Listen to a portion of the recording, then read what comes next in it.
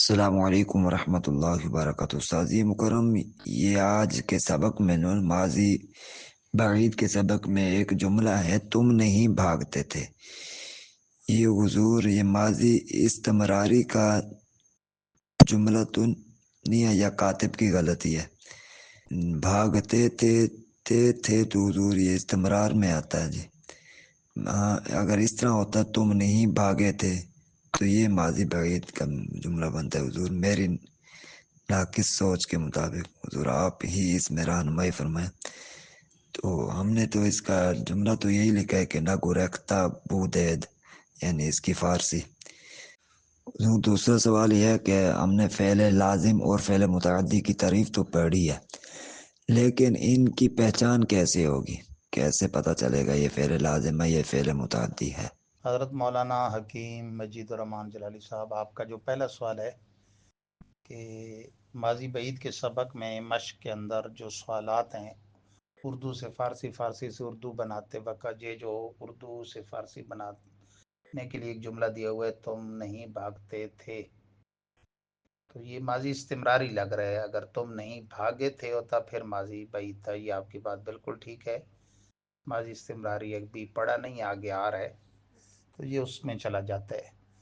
اور بعض اس کا فرق کرتے ہیں اردو والے، وہ اس کو ماضی بعید ہی کہتے ہیں، وہ ماضی استمراری کو یوں استعمال کرتے ہیں تم بھاگتے رہتے تھے، یا تم نہیں بھاگتے رہتے تھے، رہتے لفظ استمرار کے لیے لگاتے ہیں۔ جیسے میں نے ماضی قریب میں بتایا نا کہ ماضی قریب میں قریب کا معنی کا اظہار کرنا ہو تو مثلاً اس نے ابھی کھایا ہے، جبکہ اس قاعدے والوں نے کیا کیا ہے لگایا ہی نہیں مطلق میں، اور ماضی قریب کے لیے ابھی کے بجائے صرف ہے لگا دیا۔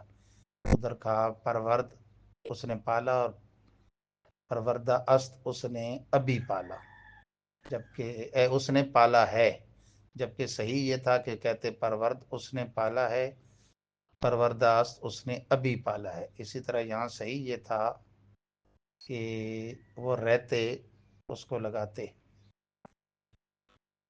رہتے استمرار کی علامت ہے، یہ بعید ہی آپ شمار کریں، ماضی منفی کا صیغہ، وہ نہیں بھاگتے تھے، ٹھیک ہے نا جی۔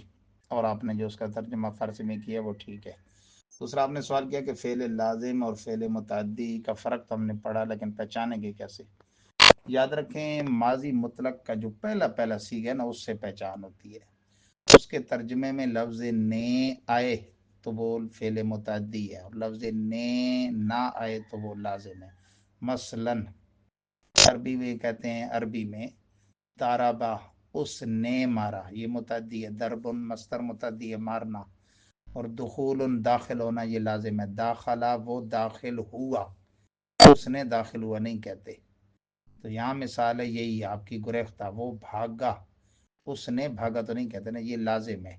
گریختن لازم ہے، خوردن یہ متعدی ہے، خوردن اس نے کھایا، گریختہ گریخت وہ بھاگا۔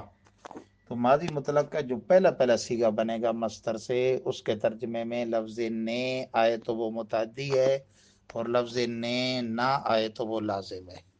امید ہے آپ کو سمجھ آ گئی ہوگی۔